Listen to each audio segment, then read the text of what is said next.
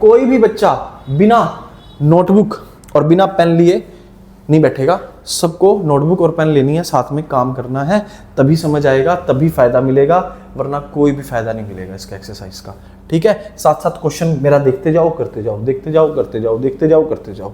चलो अब सुनो, ये है हमारी एक्सरसाइज। ठीक, अब एक्सरसाइज में हमें कह रहा है इसकी वैल्यू निकाल लो, इसकी वैल्यू निकाल लो, इसकी वैल्यू निकाल लो, यही तो बोल रहा है ना। चलो क्वेश्चन फर्स्ट का हम सबसे पहले करते हैं फर्स्ट और सेकंड पार्ट। चलो क्वेश्चन फर्स्ट का फर्स्ट और सेकंड पार्ट पढ़ लो। फर्स्ट पार्ट में देखो क्या कहता है, कह रहा है सर इसकी वैल्यू निकालो। चलो देखते हैं इसकी वैल्यू कैसे निकलती है। अब सबको याद होगा, सबको एक चीज याद होगी हमारे पास, sin 60 कितना होता है? sin 60 0 1/2 1/√2 √3/2। अब मैंने तुम्हें क्या बताया था, देखो sin 60 और cos 30 आपस में क्या होते हैं? बराबर। तो ये भी क्या हो जाएगा? √3/2। देखो मेरे को इसको तो देखने की जरूरत ही नहीं पड़ी, क्योंकि मुझे पता था sin 60 और cos 30 आपस में क्या होते हैं? इक्वल। ऐसे सोचा करो ना, 0 1/2 1/√2 √3/2, इसका ज्यादा वाला और इसका थोड़े वाला इक्वल होता है। तो पहले वाले का तो हमें याद ही है √3/2, तो cos 30 क्या हो जाएगा? √3/2। चलो प्लस, अब sin 30 तो सबको याद है, 0 1/2, तो ये रहा 1/2।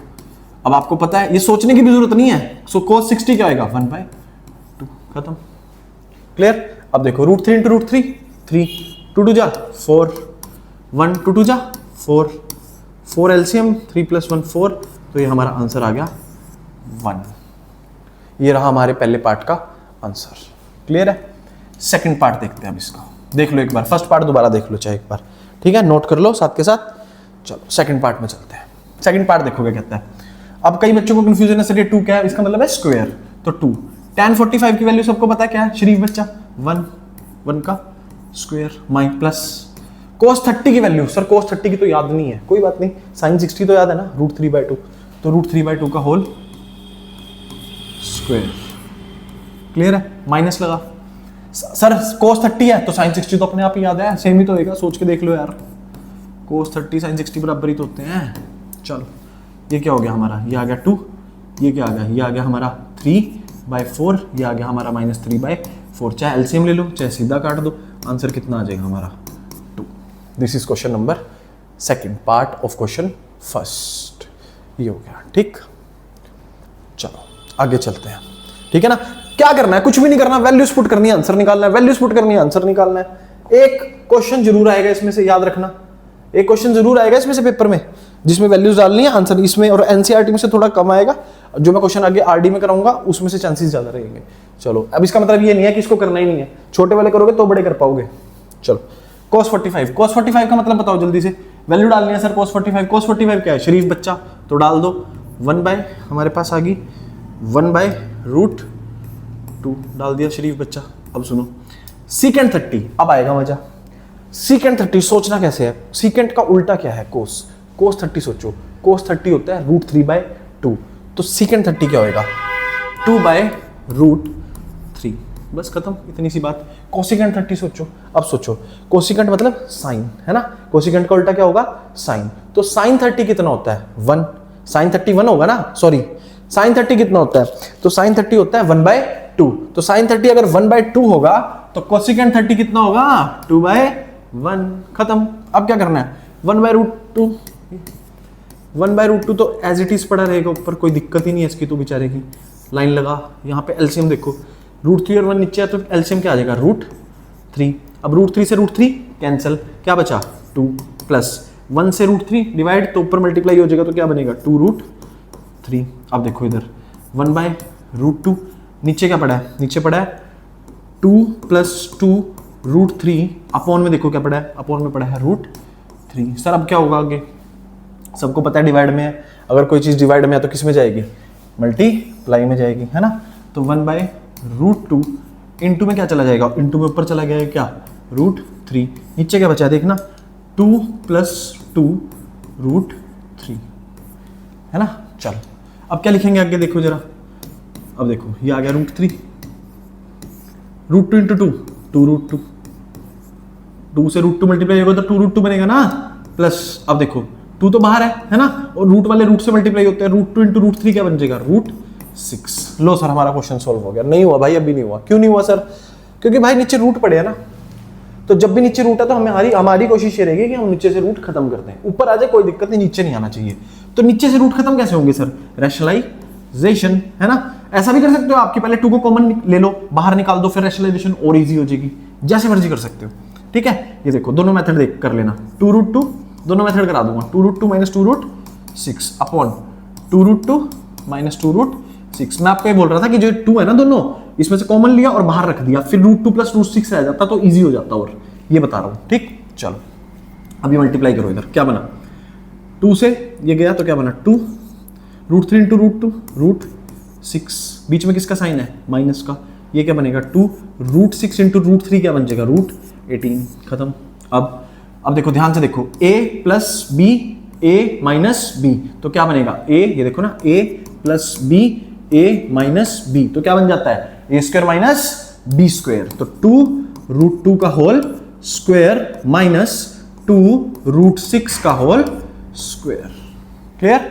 अब देखो आगे, अब क्या होगा आगे देखो, अब क्या होगा, हमारा बन गया 2√6 माइनस 2√18 अपॉन इसका होल स्क्वायर आपको करके दिखाया, यहाँ पे क्या बना हमारे पास 8, है ना।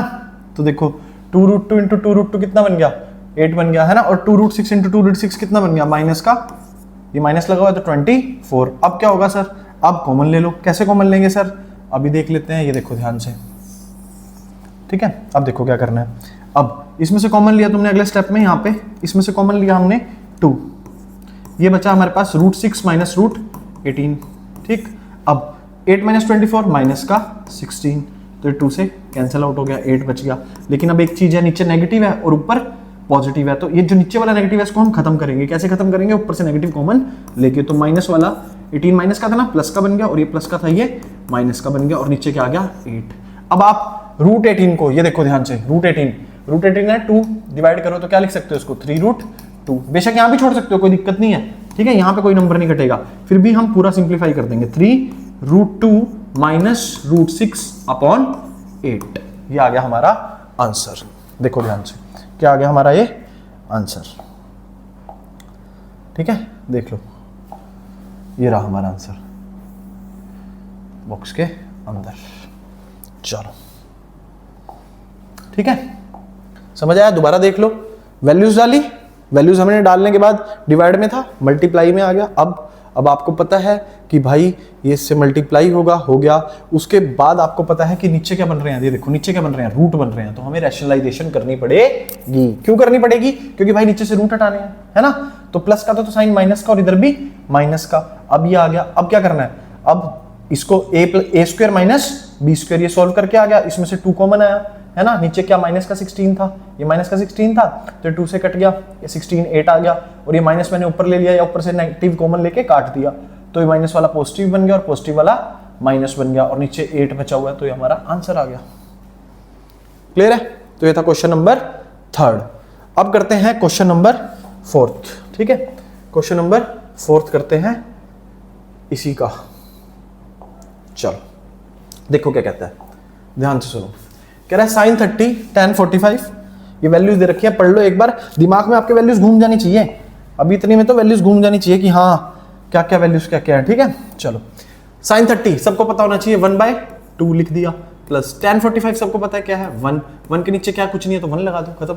माइनस कोसिकेंट 60, हाँ ये सोचने वाली है, कोसिकेंट 60 तो मतलब sin 60 का उल्टा, तो sin 60 कितना होता है सबको पता है, √3/2, तो ये कितना हो जाएगा 2/√3 अपॉन सीकेंट 30, ये सोचने वाली है सीकेंट 30 किसका उल्टा होगा, सीकेंट किसका उल्टा है, कोस का। कोस 30 क्या होता है √3/2, कोस 30 क्या होता है √3/2, तो ये बन गया 2/√3 प्लस कोस 60 की वैल्यू बताओ जल्दी से, कोस 60 क्या होती है, कोस 60 होती है हमारे पास 1/2, ठीक है ना। sin 30 और cos 60 आपस में बराबर होते हैं। अब cot 45 कितनी हो जाएगी 1, खत्म।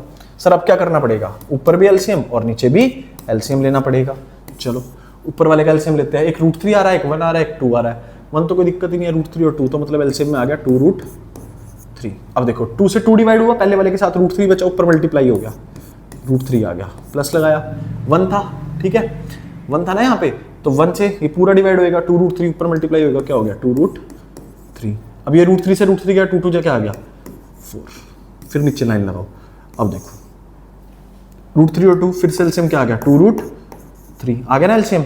अब अब क्या करना है, अब ध्यान से देखो, 2√3 से डिवाइड होगा तो 2 बचेगा, 2 2 जा 4 बच गया। क्लियर। अब देखो, अब ये 2 से गया तो ऊपर क्या बच गया, √3 बच गया। डिवाइड कर रहा हूँ ना नीचे वाले से, तो देखो 2 से 2√3 तो सिर्फ √3 तो बचेगा और ऊपर जाके क्या हो जाएगा, मल्टीप्लाई। इसके नीचे बेचारे के कुछ भी नहीं है, 1 है, तो 2√3 यहाँ पे गया तो ऊपर मल्टीप्लाई होगा तो क्या बन गया, 2√3।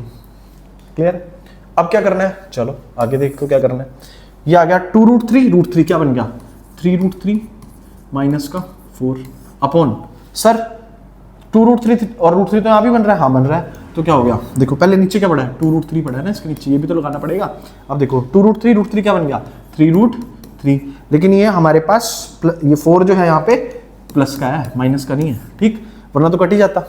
ठीक है ना, 3√3 प्लस 4, नीचे क्या पड़ा है, 2√3। अब मैं इसको ऊपर लेके जाऊँ सीधा, डायरेक्ट ये काट दो ना भाई, ये सीधा ऊपर जाके भी तो कटेगा ही ना, जब मैं मल्टीप्लाई में लेके जाऊंगा ये ऊपर चला जाएगा और ये नीचे आ जाएगा डिवाइड में, तो ये तो कट जाएगा, तो डायरेक्ट काट दो इसको, इतना लंबा स्टेप करने की जरूरत ही नहीं है ना। अब देखो क्या होगा, अब सुनो, अब मेरे पास क्या बच गया, 3√3 माइनस का 4 अपॉन क्या बच गया, 3√3 प्लस का 4। सर क्वेश्चन खत्म हो गया, नहीं हुआ। सर क्यों नहीं हुआ क्वेश्चन, यहां तक बच्चा क्वेश्चन करके सोचता है कि हमारा क्वेश्चन क्या हो गया, खत्म। अरे भाई नहीं हुआ खत्म, क्यों, क्योंकि भाई नीचे रूट पड़ा है, और जब रूट पड़ा है तो हमें रैशनलाइजेशन करानी ही पड़ेगी। अब इसकी मैं रैशनलाइजेशन यहां पे कराता हूं, तो क्या बनेगा, 3√3 माइनस का 4, ठीक, और 3√3 माइनस का 4। अब देखो यार, नीचे ऊपर जो मर्जी बनता रहे, लेकिन नीचे ना रैशनलाइजेशन में हमेशा क्या लगता है, a² माइनस b²। नहीं यकीन है तो देख लो, a plus B, a minus B, a का स्क्वायर माइनस b का स्क्वायर। क्लियर। अब देखो 3√3 माइनस 4, 3√3 माइनस 4 दो बार आ गया, तो क्या मतलब हो गया इसका, इसका मतलब हो गया 3√3 माइनस 4 का ये क्या बन गया, होल स्क्वायर। क्या बन गया, होल स्क्वायर। क्लियर है। चलो अब देखो, अब क्या करना है सर, अब खोल दो, होल स्क्वायर खोल दो। सर मुझे 3√3 सोल्व करना नहीं आता, चलो यहां आ जाओ फिर, 3√3 इंटू 3√3, सिंपल वाले कर लिया करो, 3 3 जा 9, √3 इंटू √3 3, 9 3 जा 27, ऐसे कर लो। ठीक है, चलो तो क्या आ गया, a² मतलब 27, b², 4 का स्क्वायर क्या होगा, 16 माइनस 2ab, 2 4 जा 8, 8 3 जा 24, ये आ गया हमारे पास 24√3। देखो ना दोबारा देखो, a² plus b² minus 2ab कैसे निकाला सर आपने, 2 देखो 2, a की वैल्यू क्या है 3√3 है ना, b की वैल्यू क्या है सर, b की वैल्यू 4 है, तो देखो 3 4 जा 12, 12 2 जा 24√3, तभी तो मैंने लिख दिया यहाँ पे माइनस का 2ab। ये तो सबको सोल्व करना आना चाहिए भाई, ये 9th का कंसेप्ट है, 10th का तो है ही नहीं ना, 9th में सीखी थी रैशनलाइजेशन। चलो अब क्या करना है, अब नीचे देखो क्या बचा, a का स्क्वायर वो हम कर चुके हैं, क्या है 27, ये देखो ऊपर करा तो हुआ, ये देखो करा तो हुआ है ना, माइनस क्या बचा यहाँ पे 16। अब 27 और 16 को ऐड कर दो, ये हो गया तुम्हारे 12 13 14, ये बन गया तेरा 43 माइनस 24√3 अपॉन में क्या आ गया, अपॉन में आ गया, इसमें से माइनस करेंगे हम इसको तो ये हमारा बचेगा 11। ठीक है ना, क्लियर है। तो ये हो गया हमारा फाइनल आंसर। सर ये फाइनल आंसर क्यों है, क्योंकि भाई नीचे कोई रूट बना ही नहीं है। ठीक है, तो ये था क्वेश्चन नंबर 4।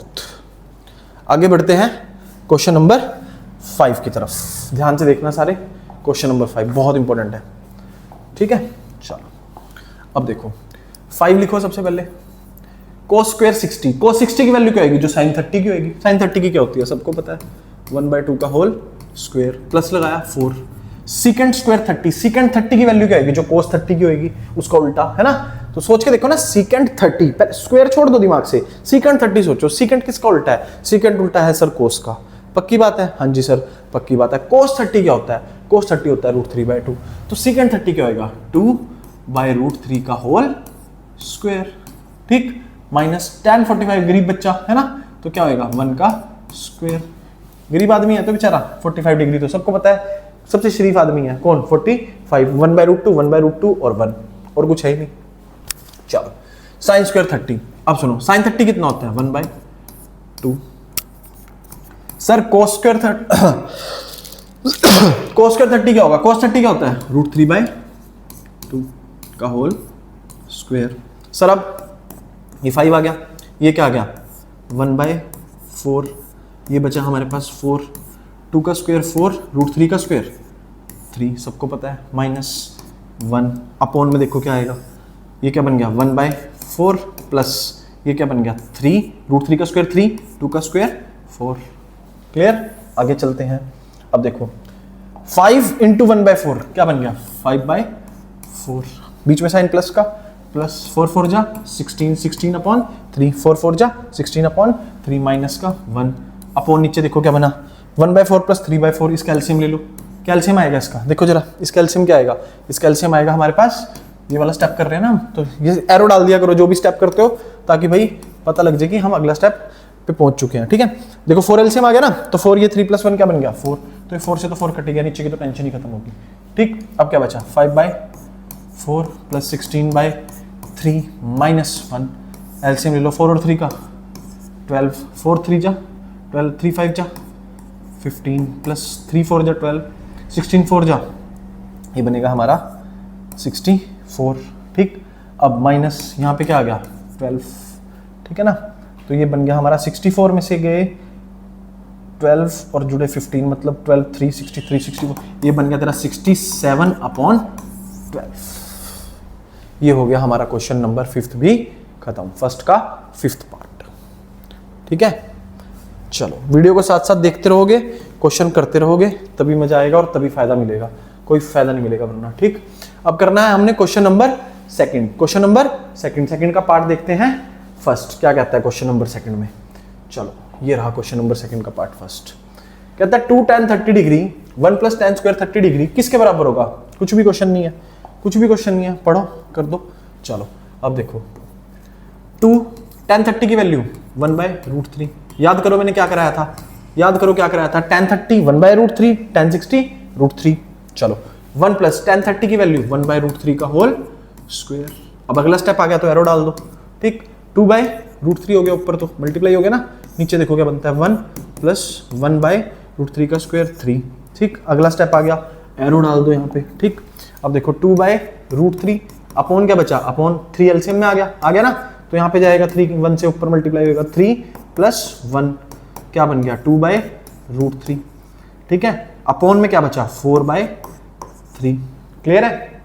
अब देखो, अब नेक्स्ट स्टेप डाल दो, देखो क्या कहता है 2/√3 अपॉन 4/3 है ना, तो डिवाइड में तो मल्टीप्लाई में चला जाएगा, तो देखो 2/√3 इंटू ये ऊपर गया तो क्या बन गया 3/4, 2 से 2 कैंसिल, तो ये बचा 3/2, ये 2 पे कट गया ना 2√3। ऐसी तो कोई वैल्यू होती ही नहीं, ऐसी तो कोई वैल्यू है ही नहीं भाई, तो क्या करें यार, बहुत इजी है। ये देखो आप सबको पता है कि 3 को मैं क्या लिख सकता हूँ, 3 को मैं लिख सकता हूँ √3 इंटू √3 लिख सकता हूँ, क्या नहीं लिख सकता, नीचे क्या पड़ा है 2√3। सर आपने ऐसा क्यों करा भाई, एक चीज सुनो, ये वैल्यू तो कहीं है ही नहीं ना हमारे पास, किसी के पास, ना साइन में ना कोस में ना tan में, तो कॉमन सेंस है कि भाई कुछ और कट रहा होगा, तो ध्यान से देखना कि भाई क्या घट रहा है। 3 को आप क्या लिख सकते हो √3 इंटू √3, तो ये √3 से √3 कैंसिल, तो आंसर कितना आ गया √3/2। अब देखो √3/2 किसकी वैल्यू है, √3/2 किसकी वैल्यू है, ये सोचना है आपने। तो साइन सर sin 60 की होती है, cos 30 की होती है, ऑप्शन देखो sin 60 cos 60 है ना, क्या cos 60 को करें क्या, cos 60 कितनी होती है 1/2 है ना, तो sin 60 हो जाएगा इसका आंसर। क्या हो जाएगा इसका आंसर sin 60। क्लियर है, क्योंकि sin 60 कितना होता है √3/2। बहुत ही इजी क्वेश्चन था। आगे चलते हैं पार्ट 2 में, ये देखो कितना सा, चलो क्वेश्चन नंबर 2 देखते हैं क्या कहता है, पार्ट 2 देखते हैं क्या कहता है। कह रहा है 1 - tan 45 का स्क्वायर, तो 1 का स्क्वायर अपॉन क्या है 1 + 1 का होल स्क्वायर, तो ये क्या बन गया ऊपर 0, और 0 के नीचे कुछ भी आता है कोई भी फर्क नहीं पड़ेगा, तो आंसर कितना आ गया 0। ये रहा 2nd पार्ट। चलो 3rd पार्ट देखते हैं क्या कहता है इसका, 3rd पार्ट देखते हैं इसका क्या कहता है। ठीक, कह रहा है sin 2a 2 sin a के बराबर हो सकता है, कब हो सकता है। चलो ये तो देखो, ये तो हिट एंड ट्रायल है ना, चलो करके देखते हैं। पहले साइन हम सपोज करते हैं, हम साइन को ले लेते हैं sin 2a = 2 sin a है ना, कुछ भी ले लो, कुछ भी ले लो। देखो मान लो तुमने 30 चूज किया, तो sin 3 2 जा 6, तो ये हो गया sin 60 डिग्री, और ये कितना हो गया 2 × sin 30 डिग्री, क्या बराबर हो सकते हैं, सोच के देख लो। sin 30 कितना होता है 1/2, ये कितना होता है 2, sin 60 की वैल्यू √3/2, तो ये बराबर नहीं है। और क्या हो सकता है 45 डालो तब भी बराबर नहीं आएगा, क्योंकि 45 90 बना देगा, 1 बन जाएगा, यहाँ पे 2 बन जाएगा, फिर भी नहीं आएगा। क्या करें फिर सर? 0 इसको सेटिस्फाई करता है। क्यों? ये देखो साइन 2 ए की वैल्यू क्या होगी 0 डिग्री, तो यहाँ 2 साइन क्या आ गया 0 डिग्री। अब सबको पता है साइन 0 क्या होता है 0, और ये भी क्या होता है 0। तो हमारा हो गया आंसर इसका फर्स्ट। कौन सा आंसर हो गया इसका? फर्स्ट। ध्यान से देखो, फर्स्ट आंसर इसका हो जाएगा बिल्कुल करेक्ट, क्योंकि यहाँ पे 2a और a पे 0 डिग्री ही सेटिस्फाई करेगा, क्योंकि जिससे भी हम मल्टीप्लाई करेंगे वो क्या बन जाएगा, साइन 0 की वैल्यू क्या होती है 0, तो 0 इक्वल टू 0। समझ आया? तो ये हमारा थर्ड पार्ट। अब चलते हैं फोर्थ पार्ट की तरफ। फोर्थ पार्ट देखते हैं क्या कहता है इसका। चलो फोर्थ पार्ट देखते हैं इसका क्या कहता है हमें। चलो फोर्थ ही रहा इसका फोर्थ पार्ट। फोर्थ पार्ट 3 ही पार्ट है क्या इसके? चलो ये रहा फोर्थ पार्ट, ठीक है। ये भी बहुत इंपॉर्टेंट है, देखते हैं क्या कहता है। कहता है 2 tan 30 डिग्री, ये सोल्व करो किसके बराबर आता है। ठीक, चलो डायरेक्ट नहीं दे रहा वो आपको, डायरेक्ट नहीं दे रहा। चलो 2 tan 30 की वैल्यू 1/√3 अपॉन 1 माइनस tan 30 की वैल्यू 1/√3 का होल स्क्वायर इक्वल टू 2/√3 बन गया है ना। अपॉन नीचे देखो क्या बना 1 माइनस 1/3 बन गया। अब देखो ध्यान से, ये हमारे पास 2/√3 ऊपर तो पड़ा ही है, यहाँ तो कोई दिक्कत ही नहीं है हमें किसी भी प्रकार की। अब ये बचा हुआ है तो यहाँ पे लिखा 3, ठीक, और ये 3 - 1 कितना हो गया 2, एलसीएम ले लिया ना 3 - 1। अब देखो 2/√3 इंटू 3/2, 2 से 2 कैंसिल। तो अब देखो सर 3/√3 आ गया, 3/√3 आ गया, ये तो किसी की वैल्यू होती नहीं। मैंने क्या कहा है 3 को क्या लिख सकते हैं, 3 को लिख सकते हैं √3 इंटू √3, और नीचे क्या पड़ा है √3, √3 से √3 कैंसिल। अब √3 देखो किसकी वैल्यू है tan 60, tan 60 है इसमें, हाँ है, ये रहा। तो ये आ गया हमारा क्वेश्चन नंबर सेकंड का फोर्थ पार्ट। क्लियर है ना? बस वैल्यूज पुट करनी है। कई बार तुम्हें कंफ्यूज करने के लिए एक्चुअल वैल्यू नहीं देगा, ताकि तुम्हें ये पता होना चाहिए ना कि जैसे मान लो सपोज करो तुम्हें वो दे देता है, सपोज करो वो तुम्हें ऐसे दे देता है 2/√2, मतलब सोल्व करके तुम्हारा ये है, तुम कहोगे अरे तो वैल्यू ही नहीं है भाई, क्योंकि 2 को हम √2 इंटू √2 भी तो लिख सकते हैं ना, है ना। और नीचे क्या आ गया √2 से √2 कैंसिल, तो क्या बच गया √2। अब सोचो √2 किसकी वैल्यू है, ये आपका सोचने का काम है ना। देखो साइन का उल्टा क्या होता है, कोसेकेंट 45 की वैल्यू भी √2 है, और सीकेंट 45 की वैल्यू भी √2 है, दोनों की वैल्यू। क्लियर है? तो ऐसे चलना है आपको। चलो अब चलते हैं भाई, क्वेश्चन नंबर फर्स्ट भी हो चुका है हमारा, सेकंड भी हो चुका है, 4 क्वेश्चन टोटल है। अब चलते हैं द मोस्ट इंपोर्टेंट क्वेश्चन पे, क्वेश्चन नंबर थर्ड। ऐसा क्वेश्चन आपके पेपर में आएगा ही आएगा, और इसमें चेंज होके भी आ सकता है, साइन भी आ सकता है, वो मैं आपको आने वाली जो अगली आर.डी. शर्मा की वीडियोस है या प्रीवियस ईयर की वीडियोस है उसमें भी करवा दूंगा। ठीक, कंडीशन पढ़ लो। कह रहा है ए और बी को जोड़ के ना जो आपकी ए और बी की वैल्यू आएगी, इसमें आपने ए और बी की वैल्यू फाइंड आउट करनी है। फाइंड ए एंड बी, देखो क्या लिखा हुआ है, फाइंड ए एंड बी। और जो ए एंड बी की वैल्यू आपने फाइंड आउट करनी है, तो उनको जोड़ के जो सम आएगा वो 90 के बराबर हो सकता है, और 90 से छोटा भी हो सकता है, और 0 से बड़ा होना चाहिए। और दूसरी चीज ए बी से बड़ा होना चाहिए, कंडीशन चाहिए। ठीक है ना? तो ये बहुत, मतलब इनको पढ़ने की भी जरूरत नहीं है, सिंपल सोल्व करेंगे आंसर आ जाएगा। चलो देखते हैं कैसे। देखो tan a + b is equal to √3। तो अब सोच के देखो √3 tan पे कहां आता है, ये देखो tan a + b कहां आता है √3, सबको पता है कहां आता है। tan कितने डिग्री पे आता है 60 डिग्री, तो ये वाला इससे कंपेयर हो जाएगा पूरा। तो इसका मतलब a + b की क्या वैल्यू आ गई, देखो a + b की तो यही वाली वैल्यू हो जाएगी ना, कितनी 60 डिग्री। सोच के देख लो, ये बनी हमारी फर्स्ट इक्वेशन। आ गया? सोचो ना, ये tan से tan कंपेयर हो गया, तो ये वाली चीज इससे कंपेयर होगी, तो a + b की वैल्यू हमारी 60 आ गई। अब एक चीज सोचने की कोशिश करो, कितनी चीजें निकालनी है, 2, a और b। अगर a और b 2 चीजें निकालनी है, तो भाई वेरिएबल भी तो 2 ही चाहिए होंगे, सॉरी इक्वेशंस भी तो 2 ही चाहिए होंगी ना। पहली इक्वेशन निकल चुकी है, अब दूसरी देखो क्या कहता है। दूसरी में मेरे को कहता है सर tan a - b हमारा बराबर किसके है 1/√3 के, है ना। और सबको पता है 1/√3 किस पे आता है, tan a - b is equal to 1/√3 किस पे आता है, tan कितने डिग्री पे आता है 30 डिग्री पे आता है।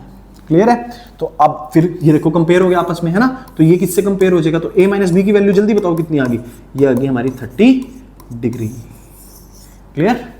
चलो अब देखो ये रही हमारी सेकंड इक्वेशन। अब एलिमिनेशन मेथड तो सबको आता ही है, थर्ड चैप्टर सबने कर ही लिया होगा, और इससे आसान तो क्वेश्चन ही नहीं है। देखो कितना अच्छा इजी एलिमिनेशन है, A plus B is equal to 60 and A minus B is equal to 30।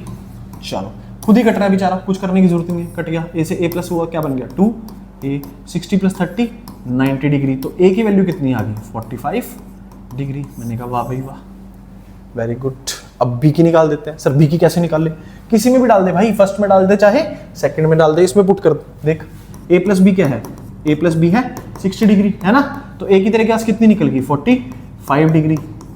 तो बी कितनी निकल जाएगी? बी निकल जाएगी 15 डिग्री। तो यही तो देखो उसने हमें कहा था, देख कंडीशन देखते हैं सेटिस्फाई कर पाया नहीं। ये देखो उसने कहा था ए बी से बड़ा होना चाहिए, बड़ा है। उसने कहा था दोनों को जोड़ के 90 के बराबर भी हो सकता है और 90 से छोटा भी हो सकता है। तो देखो 90 से छोटा आ रहा है और 0 से बड़ा आ रहा है। आ गया? वैसे इस कंडीशन का कोई रोल नहीं होता क्योंकि आंसर वही निकलना होता है जो निकलता है। ठीक, इसका कोई ज्यादा कोई खास रोल नहीं है। इसको नहीं भी जोड़ोगे तब भी काम चलेगा, सीधा डायरेक्ट ए और बी की वैल्यूज निकलेगी। चलो ये बहुत इंपॉर्टेंट क्वेश्चन है, बहुत अच्छे से करना सारे। क्लियर है? ये था हमारा क्वेश्चन नंबर 3। और फाइनली हम आ जाते हैं अपने क्वेश्चन नंबर 4 पे, द मोस्ट इंपॉर्टेंट। एमसीक्यूज इन्हीं क्वेश्चनों में से बनते हैं, याद रखना। कभी तुम सोचो कि कहीं और से एमसीक्यूज आएंगे, ऐसा नहीं है। मतलब तुम्हें बेसिक नॉलेज होगी तो मजा आ जाएगा, ठीक है ना। पेपर करने में पता लग जाएगा ट्रू और फॉल्स, जैसे इनके एमसीक्यूज बना के दे सकता है वो बहुत आसानी से। समझते हैं कैसे। कह रहा बताओ क्या साइन ए प्लस बी साइन ए प्लस साइन बी के बराबर होगा?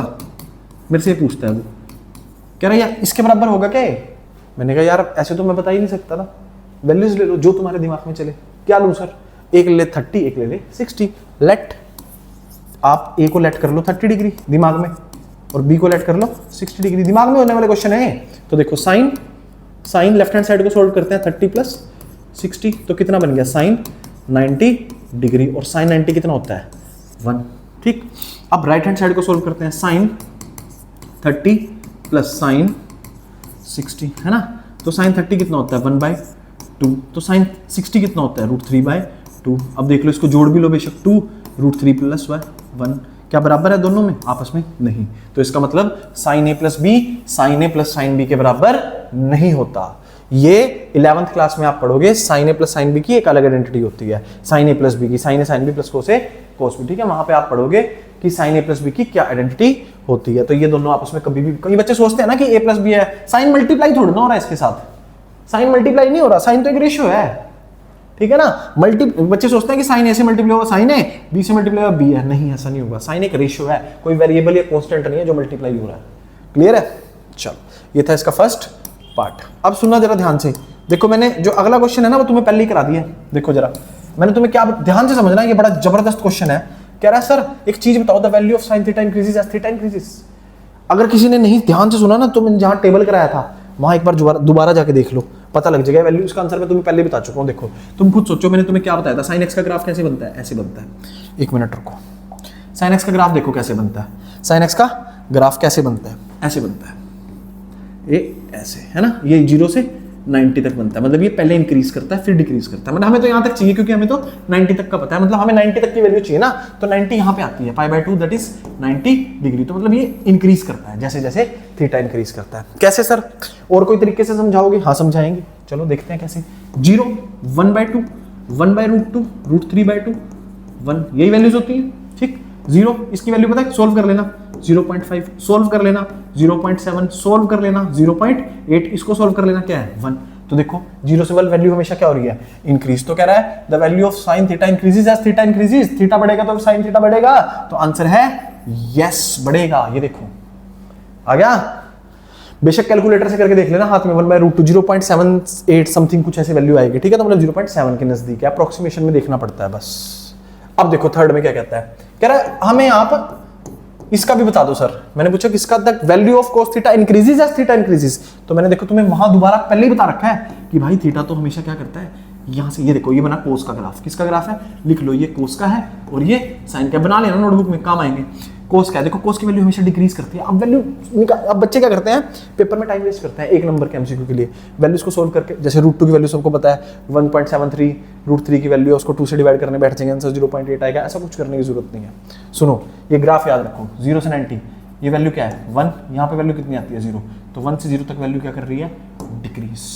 अब एक चीज सोचो ना, साइन थीटा का ग्राफ ऐसे चल रहा है इंक्रीज में, और कोस थीटा को आप उल्टा करके लिखते हो। उल्टा करके कैसे लिखते हो? 1 √3/2 1/√2 लिखते हो ना, 1/2 और क्या लिखते हो 0, ऐसे तो लिखते हो। देखो 1, ये 0.8, ये 0.7, ये 0.5 और ये क्या आ गया 0, क्या आ गया 0। तो वैल्यू देखो क्या कर रही है, डिक्रीज। क्या कर रही है, डिक्रीज। क्या करती है वैल्यू, डिक्रीज। तो इसका मतलब क्या है, पूछ रहा है वो मेरे से क्या वो इंक्रीज करेगी, तो मैं कहूंगा नहीं, फॉल्स है भाई ये बात तेरी, डिक्रीज करती है। इंक्रीज साइन थीटा करता है और डिक्रीज कॉस थीटा करता है। साइन का ग्राफ हमेशा इंक्रीज करता है 90 डिग्री तक, 90 डिग्री तक, ये याद रखना है। ये मैं आपको 90 तक बता रहा हूं, सिर्फ 90 से आगे कुछ और चलता है वो आप +1 क्लास में पढ़ोगे, वो नहीं समझना आपने। सिर्फ ये समझना है कि 90 तक कोस डिक्रीज करेगा और 90 तक साइन इंक्रीज करेगा। जिसको यकीन नहीं है वो वैल्यूज निकाल लेगा इनकी और देख लेगा 1, 0.8, 0.7, 0.5 और 0 देखो डिक्रीज कर रहा है कोस का। साइन का 0, 1/2 देखो सोल्व करा, 0.5, 0.7, 0.8, 1 क्या कर रहा है, इंक्रीज कर रहा है। कब, 0 से 90। और ये भी देखो, ये भी तो 0 डिग्री से कहां तक है 90, ये 90 डिग्री तक ये क्या कर रहा है, डिक्रीज कर रहा है। क्लियर है, चलो कह रहा है अब एक चीज बताओ, देखो कितना आसान क्वेश्चन दिया उसने मेरे को। कह रहा है sine theta is equal to cos theta होगा फॉर और वैल्यूज ऑफ थीटा। यार सोच के देखो, ऐसा हो सकता है क्या, कभी हो सकता है क्या ऐसा। अब देखो मैंने कहा साइन थीटा कॉस थीटा के बराबर एक ही केस में हो सकता है। कह रहा कौन से केस में सर, कौन से केस में, 45 degree. Sine 45 is equal to cos 45। मान ले मैं यहाँ साइन 30 रख दूं तो साइन 30 की वैल्यू कितनी आएगी, सोच के देखना जरा, 1/2। और यहाँ साइन मैं यहाँ cos 30 रखता हूँ, मतलब थीटा तो सेम ही रखता हूँ ना, थीटा क्या रख दिया मैंने 30 डिग्री, तो वो क्या आती है √3/2। तो देखो बराबर हो सकती है, नो। तो हर वैल्यू के लिए सेम नहीं होता। हाँ अगर वो मुझे कहता है sine theta is cos theta are equal for theta is for 45 degree, तो मैं कहता यस 45 डिग्री के लिए सही है।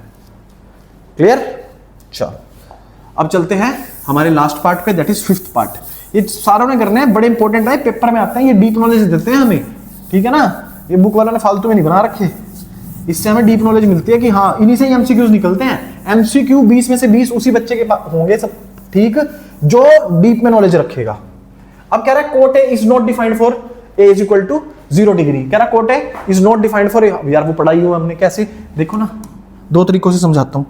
देखो tan 0 डिग्री कितना होता था, 0 है ना।